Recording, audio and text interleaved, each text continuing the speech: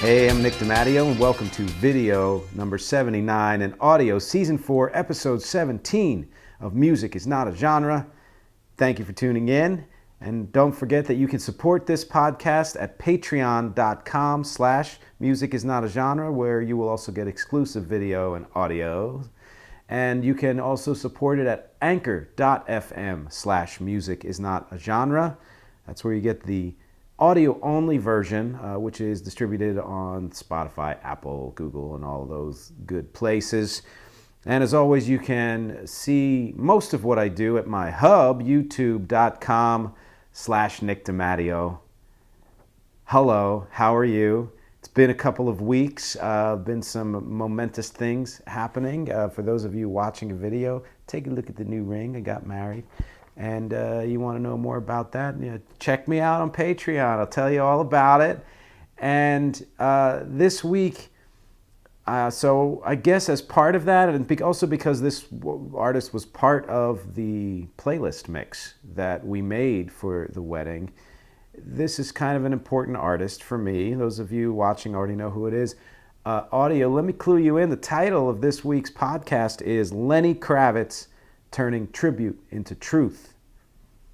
Now, this is one of those cases where you watch an artist come up from the very beginning and see the development and all of that. And because this particular artist is also around my age, a little older, but close enough, there's a kinship there, not just in terms of experience and kind of cohort and the peer group, but also in maybe influences that this artist had. And that's the main thrust of what this episode is about. Is not just about Lenny Kravitz, as you know. I weave in other, ideas music-wise. It's also about the idea of what makes a good tribute. And by tribute, I mean, in this case, not, Dred Zeppelin or some band that's doing another band's music, but an original artist that pulls heavily from older styles of music. Now, I did a podcast on retro several months ago. Look it up. It's called Retro is So 5 years ago.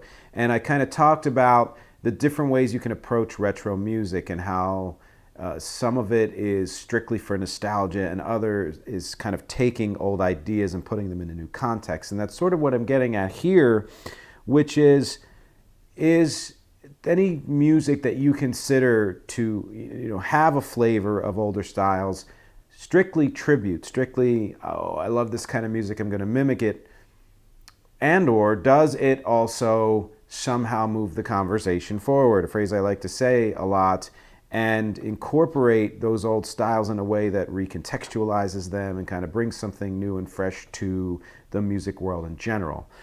Perfect. And listen, a lot of that is in the ear of the beholder.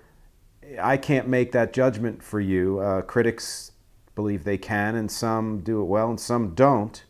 But that's the same thing to me. Is what you hear is largely based on what you've already heard.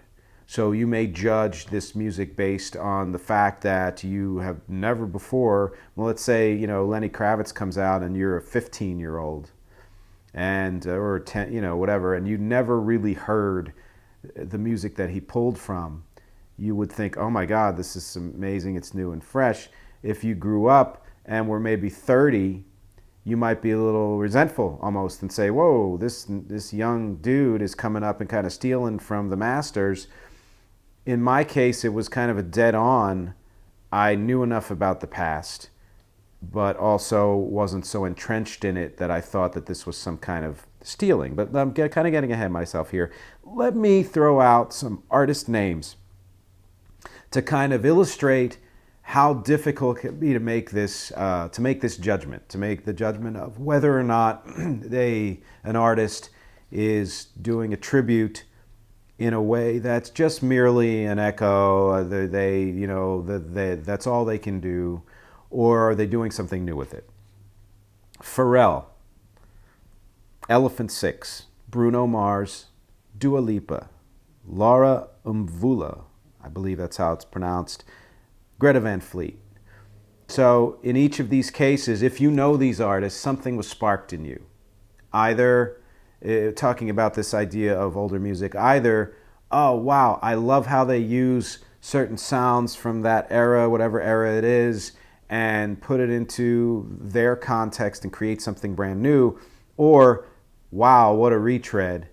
They're rehashing old stuff and they're not doing anything with it.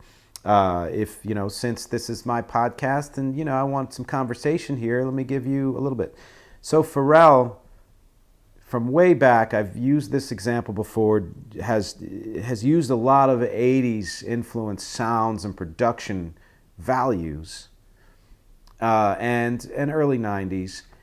And I think for the most part, he's put them in a new context and done them well, Elephant Six. I did a whole podcast on Elephant Six. If you don't know them, go check out the podcast on Elephant Six and various other, sources, including Patrick Tate Fleming's upcoming documentary on the Elephant Six band, Olivia Tremor Control, and how they mined kind of the 60s psychedelic with the Beatles and the Zombies and the Beach Boys and, harmonies and weirdness and pop and chamber pop kind of stuff, and put it all together to create new things. And since there were so many bands associated with the Elephant Six Collective, you can kind of take your pick as to how you judge one or the other. But overall, I would say that they really kind of made something new out of all of that.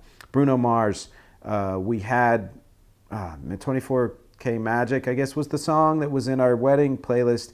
And I had heard it before, but hadn't heard it to the degree that I did for this preparation for that, making that playlist. And I was struck by how many 80s sounds were in there, yet at the same time, it's just a new, fresh song. And that's something that he does a lot with the 80s, with the 70s, certainly with his new project with Anderson .Paak, 70s kind of soul, but does it in a way that I think brings something new to it. Laura Mvula is somebody I discovered recently. She's been around for a while, British. Her most recent album, the minute I put it on, I was like, this almost could have just been made in the 80s. And yet it's so vibrant and so her that it's something new. Greta Van Fleet is someone I have name-checked before. I can't remember. I believe, have they put 2 albums out now, or is it 3? I think it's 2. And what I had said before was, okay, so they sound incredibly like Led Zeppelin. That's great. You kind of like to harken back to that. Let's see what they do next. This next album comes out and they sound incredibly like Led Zeppelin. And I haven't heard a lot that has been recontextualized or newness that's brought into that. Now, again, that's my opinion. There are people who love that band and people who maybe can't stand what Pharrell does or something like that. And I skipped one, a Dua Lipa, a lot of 80s in there, but much slicker, like much more. Honestly, she kind of pulls from 80s, 90s, and O's, and really from all the last 4 decades, and puts it all together to create the sound that she's created, which I think is why it works so well, because it is an amalgamation of all that. So chime in, when you're done, or pause it right now and put some comments down there and tell me where I got this right or wrong in your opinion, because I'd really love to know where your line is as far as when is a tribute just a retreading echo, kind of playing on people's nostalgia, or when is it that artist loves that music and wants to bring it out for new fans to hear in their own way. And of course, a perfect example of all of this is this week's featured artist, Lenny Kravitz, or Romeo Blue, if you know his history. And his whole shtick from the beginning has been mining 60s and 70s music.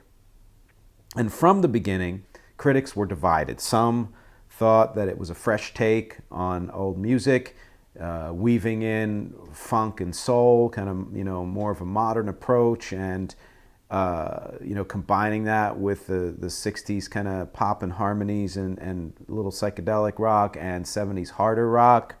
And others thought that he relied too heavily on his influences and didn't do enough with them. And the funny thing is that kind of critical debate has stuck with him throughout. It's been, 30 years, I guess. 30? Oh, no, I'm sorry, more than 30. 34 or whatever, 33. And to this day, critics will say the same thing. And I think that it is, again, it's in the ear of the beholder. When I first heard him, I am fairly sure it was because I was a huge fan of David Letterman and watched it religiously every night. This was before he moved to CBS, his late night show, and Lenny Kravitz came on promoting his first album, which for you video people, you can see up here, I have on cassette. Lenny Kravitz, Let Love Rule. Bought it when it came out, and it was because of that Letterman show. He did, I can't remember both songs he did, but I know he did the title track there, Let Love Rule, and my brain exploded because he basically took, I'll say for now, 3 kinds of music that were hugely important to me at the time and put them all together. What I heard when I heard him, which I don't think is unusual, was he is an extension of what Prince was doing or had been doing earlier in that decade. He had heavy Beatles there, especially for that title track, Let Love Rule, but even with Mr. Cab Driver, another favorite from mine, was kind of, again, back to, let's say, Controversy 1999 era mixed with Taxman, And then he added to that kind of the like straight on hard rock and funk, some of which Prince had done, some of which the Beatles had done in their own way, but mostly was from like 1970s era music. And at the time, this was when Prince had his big hits and then gone through that middle period where he was doing more psychedelic stuff and come out of it to do, even after Sign of the Times, we're talking Love Sexy, and beyond that, Graffiti Bridge and everything. So he was kind of getting away from the psychedelic elements that he had and the harder rock elements he had and doing what he does, which is morphing and going into something else. But I still wanted more of that. And I also wanted kind of that raw feel that you really didn't get that often from Prince. And that's not a criticism. It's just he's an auteur who really, just pinpoints every single thing he wants on a recording. And Lenny, I guess, was a kind of a rawer version of that, and he kind of brought out a certain kind of rock at a time when hard rock itself was at this kind of post-hair metal, pre-grunge crossroads, and there wasn't a lot going on in the mainstream anyway that was all that interesting. The 80s stuff was being played out. Grunge hadn't really hit the big time. There were certainly indie bands at the time like the Pixies that were doing, rawer stuff. But as far as bang into the mainstream, somebody like Lenny Kravitz, I think, made a big difference. And glad he did, because it was not easy for him. And there's kind of a 2-part to this. One is that, let me start with this part because I think it's the more important part, which is it wasn't easy for him to get to where he was from the beginning, because he is not only of mixed race, but his music was mixed. And that second one, I think, is even more important to music industry people because they didn't know what to do with him. Some people thought his music sounded too white. Some people thought it sounded too black, which again shows the limitation of genres and the small minds of a lot of the people who work in the music industry who don't understand that if there's an artist that exists that can mix these things, then there are, multiply that by 1 million or more, and there are fans out there who will enjoy this mix too. They just assume that everyone is, is of one color, and however, whether that's a metaphor or in reality. And yet he persisted and changed his name back from Romeo Blue to Lenny Kravitz before he released this first album and proved them all wrong. At the same time, in some ways he didn't have it hard, because if you know anything about him, you know that he's the son of industry people. His mom was on the Jeffersons, and his dad was I think a producer director. He's he's related to Al Roker. He has godmothers and fathers and people in his family, Cicely Tyson, I believe, and others who were all in the industry. And this is actually going to be a future podcast topic of mine, which is, and I certainly don't have a title yet, you would not believe how many famous, or once not famous and now famous, actors and musicians came from families who were already in the business, who had already had success in the business. Like Chris Pine. Most people wouldn't know. I didn't know for a while that his dad was already a very, fairly well-known actor at his time. And so what that to me does is it kind of shatters the illusion that this is just a up from the bootstraps, unknown, coming from nowhere, and also gives that person a chance. It doesn't mean it gives them success. There have been plenty of children of famous people who gave it their best shot and couldn't make it work for one reason or another. And again, no judgment there. But they had the shot. They had the shot. They had what many of us don't, struggle to get or never really get, which is the opportunity to be in that spotlight and say, hey, well, okay, what can you do? And at the time, I certainly didn't know any of that. But historically now, and you kind of, I think that is part of the story. And I'm going to weave that out a little bit more in a future episode. But that aside, we have this man here who took all of his experiences and created what to me at the time was something new. It was new because of how it mixed everything that it mixed together. And that's something that he's continued throughout his career. I'm going to go through just a quick, discography, and we can kind of see how consistent he's been in many ways, whether you consider that an asset or, detriment. Let Love Rules is first. Okay, Mama Said, a couple years later. That was 89. Mama Said is 91. I don't know why I don't have that CD. I looked for it, couldn't find it. I either lent it to somebody or maybe never bought it, but I know the album, and I especially know the songs partly because of the mega hit It Ain't Over Till It's Over, which was also on our playlist for the wedding, is a song that I come back to all the time because of it's just such this perfect soul pop song. And I think what might have happened was I either didn't buy the album and then I ended up hearing all this and kind of getting a renewed interest in Lenny Kravitz, or again, I bought it and lent it to somebody. I have no idea. Another great song on that is Always on the Run. It's one of those songs, I believe, was used, and I want to say it was Always on the Run because of the line Mama Said, in this awesome remix of LL Cool J's song Mama Said Knock You Out, where they mashed up that with Lenny Kravitz.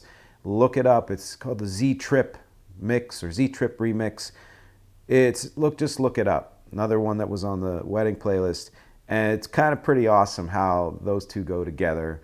And it was done almost 30 years after those songs came out, and it sounds as fresh as ever. And then you have what I would say was probably my first album of his where I thought, oh man, I'm going to stick with this guy, and that's Are You Gonna Go My Way? Right here, up on my mantle, cracked, in place where Mama Said should be.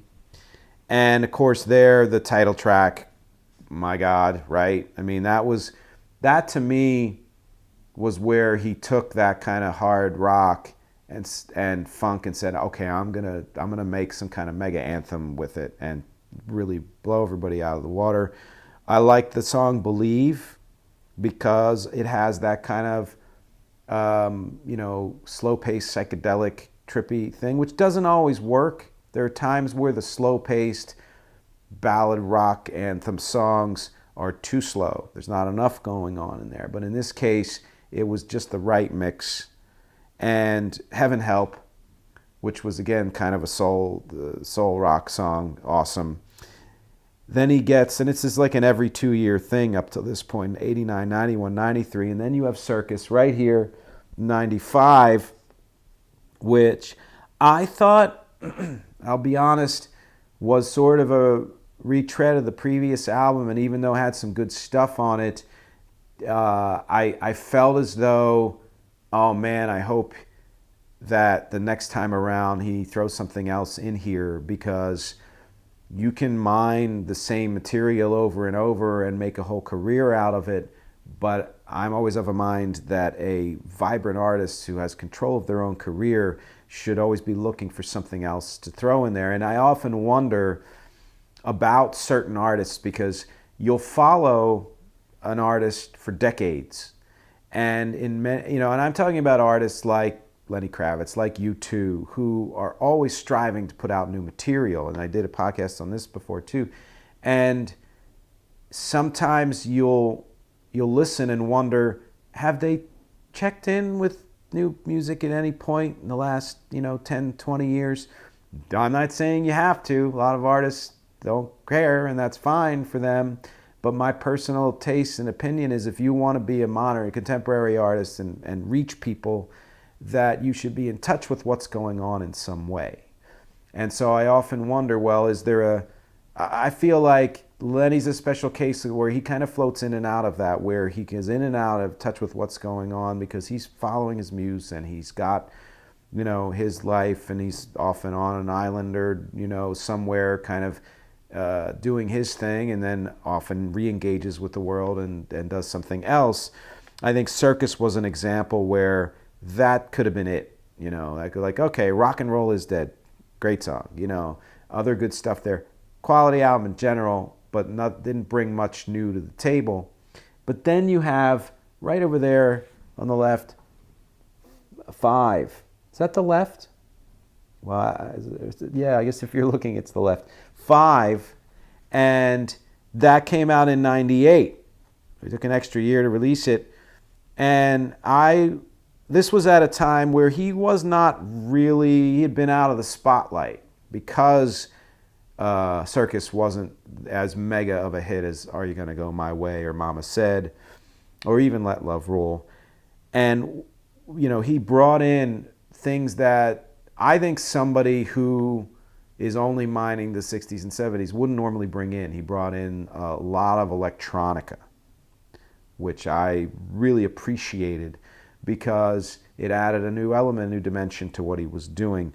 Songs like Super Soul Fighter, I Belong to You, Black Velveteen, very techno, and then of course Fly Away, which to me is as classic a song of his as Are You Gonna Go My Way, as It Ain't Over Till It's Over, like just any from his first couple of albums, 3 albums, that's as good of a song. And to me, this, I think, was actually my favorite album of his overall, like, cover to cover or beginning to end. 5 is probably the album that I would go back to more than the other albums. Although I think his whole catalog, I should probably listen through the whole thing again. And then you have the American Woman cover. And here's the thing about that. I'm a Guess Who fan. That's who did the song originally, the Guess Who. I even did a cover of one of their songs, New Mother Nature, which is half of, No Sugar Tonight, whatever. And it's because I love that song, and I thought, I can bring something new to it. I feel like it was almost like, you listen to the original American Woman, there's something kind of gritty about it. And Lenny Kravitz, of all people, took the grit out of it. And listen, it was a huge hit, so who am I to say? But I felt as though it was a little too mannered in comparison to the original, and also didn't really bring anything super new to the conversation, a new interpretation of that original. So, I guess. Then you have this one right here in the middle, Lenny, 2001, was actually a really solid album. Critics did not fall head over heels for 5. I think in retrospect they rank it as one of the better ones, but they did seem to like Lenny, and Battlefield of Love and If I Could Fall in Love. The hits weren't as big, but I thought it was a very solid album, and probably the last album from his, I will say, classic era. Because after that, then you have this one here, Baptism. And I have these notes here. I always like to show you my notes in case you want to take a screenshot and just read my, truncated shite. My only note for Baptism is And there's a couple reasons for that. One is, again, I think very often artists in general who are explorers do kind of an every other thing, which doesn't mean that one album's better than another. It can mean that, but it doesn't necessarily mean that. What I think it means is that they'll do one for them, one for you, and that kind of thing. And I think this Baptism was a kind of a one for him thing. And I don't feel like it necessarily brought a whole lot of new out there. But listen, anybody who's a huge fan of this album, tell me what I'm missing here, because I love this artist. I love Lenny Kravitz and would like to be able to appreciate it more, Now, what happened then, so I guess my tastes shifted or my interest shifted, and as you can see here, if you're watching the video, I stopped buying his CDs. I'm not even sure I remember listening to his next album from '08, It Is Time for a Love Revolution. I called it the lost album for me. As I'm pretty sure I just never heard it until recently. And it's damn good. I like Love Revolution. I like Love, Love, Love. It's an album that maybe, critics didn't like, I guess. Or I guess there were some critics who thought, oh, this is a comeback, and others, again, mixed. Throughout his whole career, mixed. I thought that it was kind of a nice renewal of spirit for him, having listened to it now. Then you have 2011, Black and White America. I did hear that. I heard it on streaming. This is when I started to kind of retune in. And first of all, horns everywhere. And I love horns. I'm a huge fan of Chicago and New Orleans music and other things. So, I'm so happy. And I know he had horns on older, albums, but this was a huge presence.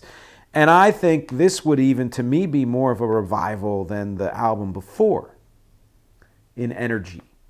And in, even though I liked It Is Time for a Love Revolution, it just seemed like he was punching hard on Black and White America, Come On, Get It, Rockstar City Life, and then Stand, which is kind of pure pop rock, Super Love. I love the sound of Super Love. Just such a great song. I think that this was maybe cover to cover, in retrospect, my second favorite album of his.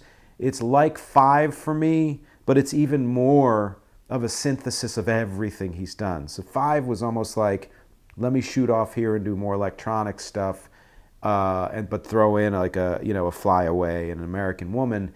Whereas he took all of those influences and threw them all together on Black and White America.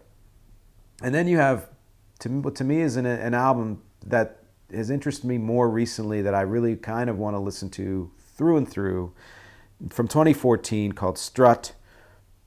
I mean, it was almost as though he said, okay, I've done everything I can do from the 60s and 70s. I'm going to dive headlong into the 80s. The first thing I thought of when I started listening to this was, wow, 1980s.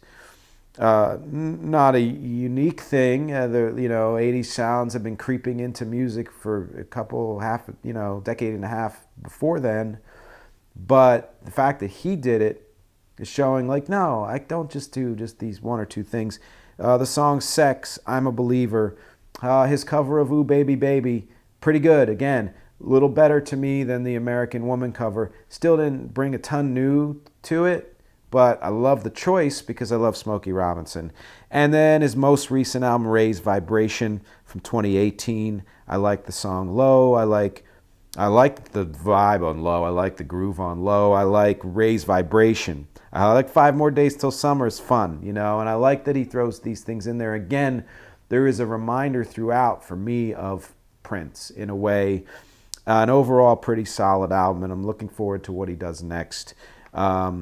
Even to the point where because he has such a groove and a great voice and is so great, you know, musicianship-wise, and I just like the stuff that he puts together, can often get away with things lyrically that other people couldn't.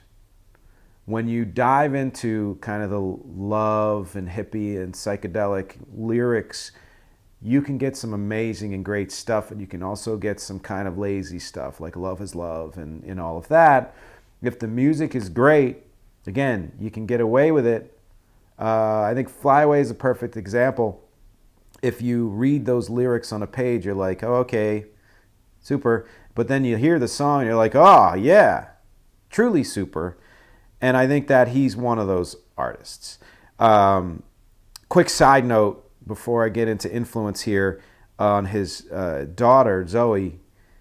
I hadn't seen much of her, but then I watched that reboot of High Fidelity, and I was immediately sad when they canceled it, because that was a great season and a great show. She did a great job. And how they moved that movie forward in time, you know, and music, the music conversation in general.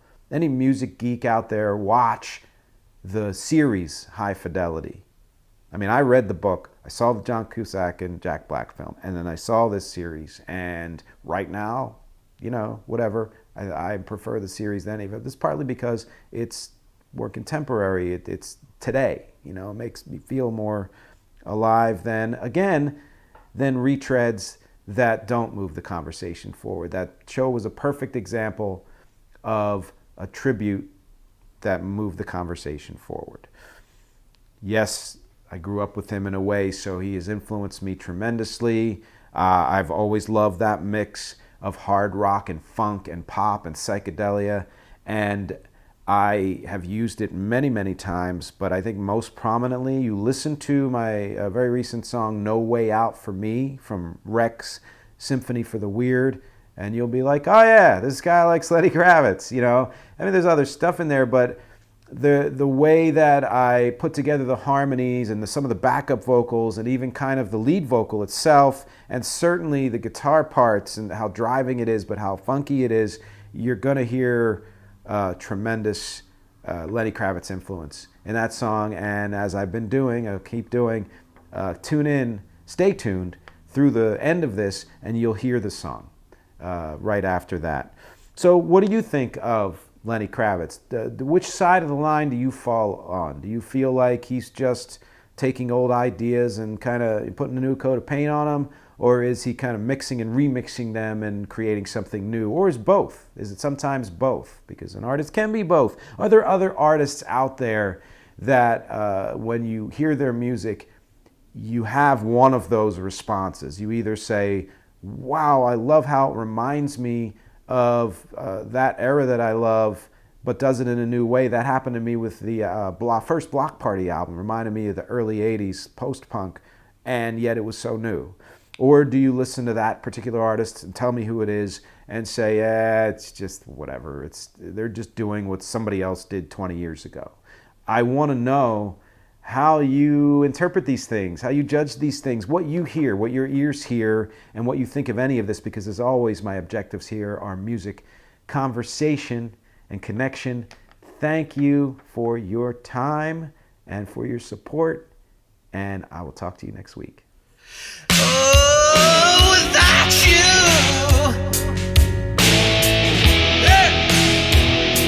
it's all I can take. It's all I can take. Without beside you, no, it makes my heart break. Ha. Yeah. I've been sitting here for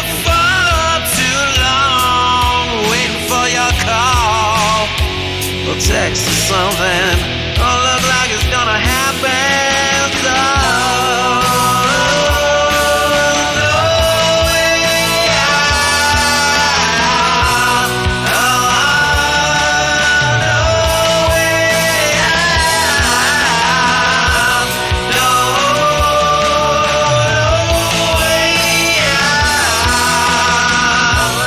No, no, no way out. For me, yeah, for me, no way out. Yeah, I can't blame you. No, for everything, but I'm gone too. 'Cause I want you, yeah. Feel that sting, just like I felt it, baby. I don't know what you were thinking of when you shut me down, and why I stuck around.